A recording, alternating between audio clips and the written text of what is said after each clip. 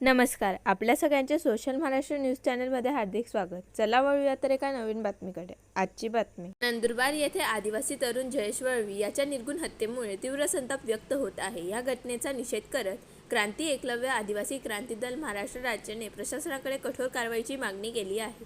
या मागणीसाठी पिंपळनेर आणि साक्री येथे कडकडीत बंद पुकारून संघटनेने अतिरिक्त तहसीलदार कार्यालयात निवेदन सादर केले.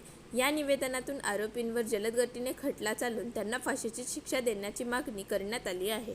नंदुरबार येथे घडलेल्या घटनेच्या विरोधामध्ये आज पिंपळनेर पंचक्रोशीतील सर्वच आदिवासी संघटना रस्त्यावर उतरल्या. आज पिंपळनेर बंदची हाक देण्यात आली.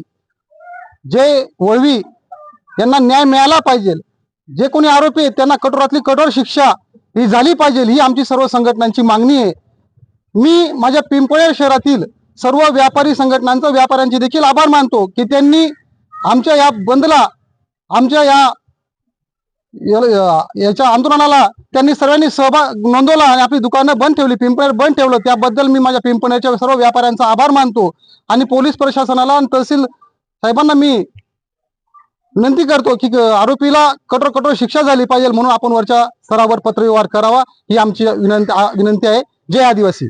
बातमी आवडल्यास चॅनलला लाईक व सबस्क्राईब करा व दररोज अशा नवनवीन बातम्या पाहण्यासाठी चॅनलला फॉलो करा. धन्यवाद.